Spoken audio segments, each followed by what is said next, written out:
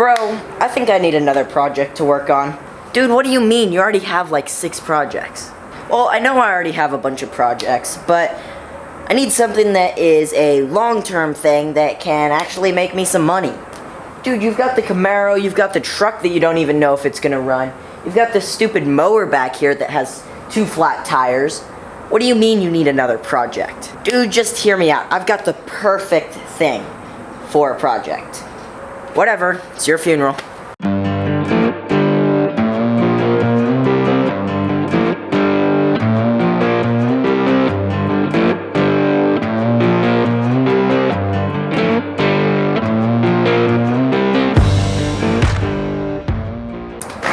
Well, I know I don't really need another project in my life, but I feel like I need another project in my life. So behind me I have a 72 or 76 Honda bike with a Honda-matic transmission. In 1965, Honda released the CB750, and it was not taken well by the American market as it had a small engine and many still thought bigger is better. After the flop of the CB750, Honda started designing a newer, bigger, faster bike with the goal of having long-range, high-speed touring safer and more comfortable. Introducing the first disc brakes in a motorcycle, electric start, and the first affordable inline 4-cylinder engine, Honda introduced the CB750 in January 1969. It was an immediate hit with the American market, truly the first bike of its kind. Featuring an integrated crankshaft and metal bearing, as opposed to the split-type press-fit crankshaft with a needle bearing, it quickly gained popularity on the racing circuit, and the 1970 win of Dick Mann with the CB750 cemented its reputation, and it became considered the dream bike for many. The bike remained a hit through 1986 when it was finally discontinued, only to be brought back for a 1-year run in 2007. Only one problem. I need to get it running, and it's seized. Now, you might be wondering, well, McKailen, if it's seized, it's not going to turn over. And if it's not going to turn over, it's not going to be able to run. So you've got a problem there on your hands. And yeah, you'd be right. I do have a problem on my hands. But I have half of a solution. And my half of a solution is take all this junk off of the bike, take the motor out, take it apart and figure out what's seized and fix it. Probably not my brightest idea, but hey, let's go for it. So, I already took the seat and the gas can off, and that has been a pain. I pressure washed the gas can. Still looks terrible. I'm gonna have to put a new gauge and fuel pump or whatever it is in there and figure it out. But this is our new project. I just, love taking on things that are complicated and hard to do. Alright, so to be completely honest, I really don't know where to start other than taking the gas tank and the seat off.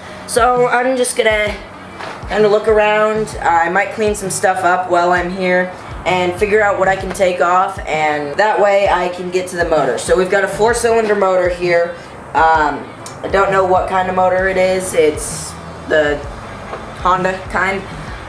We've got the 4 carbs here, 4 one-barrel carbs, and it looks like to get to those, I have to get this air box out of the way, which looks like it hooks on to each of the 4 carburetors here, just like Austin's bike that I was playing with earlier. So I think I'm going to start with getting that off, but I think I need to clean some stuff off first, because this bike is a mess. I really like working on dirty things, apparently.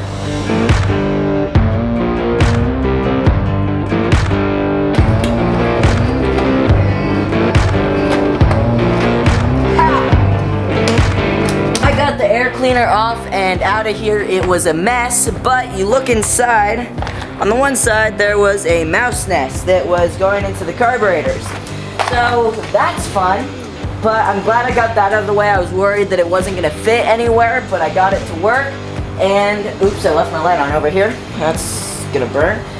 And now I'm gonna get the carburetors off and figure out what's next. I think I'm gonna have to take this pedal off down here. I think this is the clutch pedal, maybe.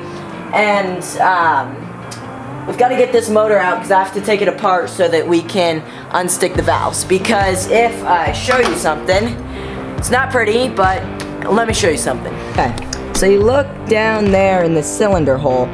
That's not what a cylinder hole is usually supposed to look like. If it'll focus, you'll see it's all corroded and beat up. So pretty much the entire engine has to come out, which is a pain, especially on these old bikes. With the car, you can just take a cherry picker and bolt a few things and pop it out.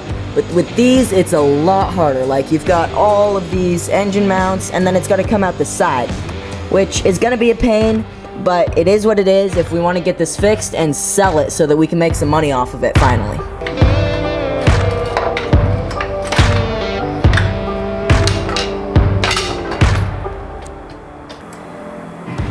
Okay, so I got the carburetor off. I need to get off the choke and the throttle linkage stuff, but it looks like it's coming off alright, and can't really see into the motor from here. I'm gonna have to take the motor out, and I'm still figuring out how exactly I'm gonna do that. I know there's mounts all around right here, but it's a lot of work, but it's gonna be worth it. There we go. Oh, come on.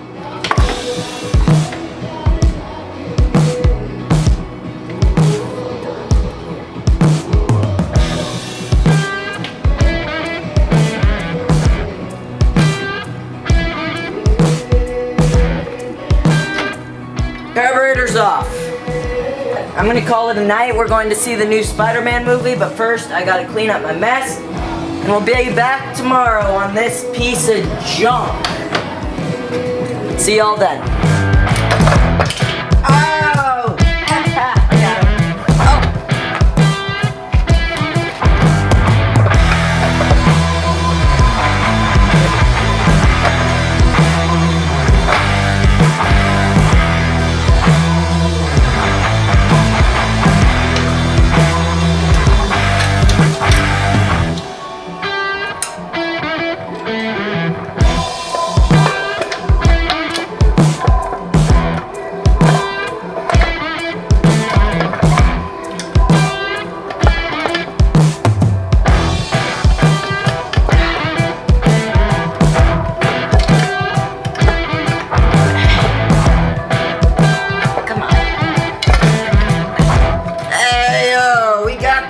Cover off. It only took 2 weeks.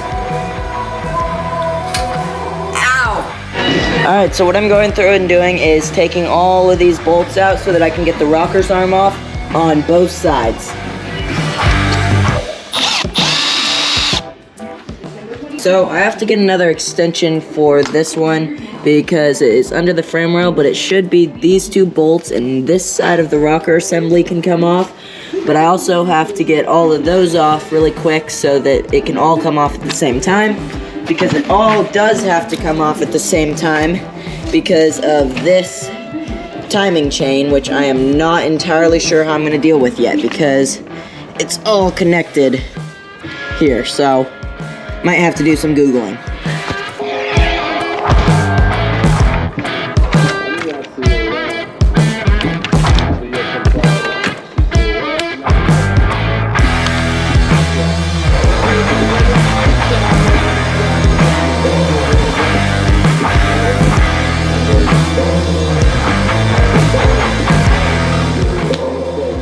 Alright, what's up everybody? I want to go over a super simple, easy way to organize everything you take off of something, whether it be a bike or a car or whatever you're working on.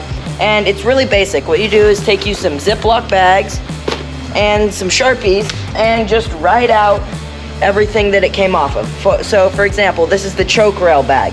So these 4 bolts that came out of the choke rail bag, that one I just threw on the floor, they're all gonna go into this bag so that I cannot lose them. And then they're gonna go into a bucket so that when I go to put the car back together, or in this instance, a bike, it's really easy to find them, and I know for sure I'm not gonna forget anything.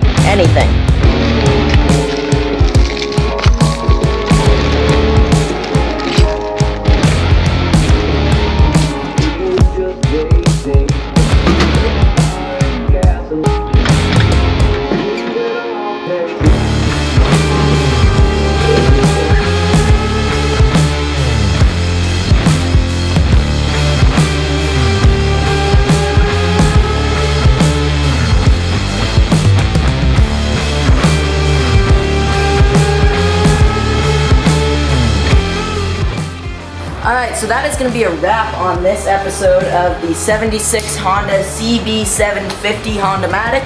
And it's Christmas time, as I'm sure all of you guys know, and I'm going to go spend the rest of the time I have here with Dad, with my family, and we're going to leave this thing until next time. So make sure to like, comment, subscribe, and I'll see you guys in the next video. Peace out.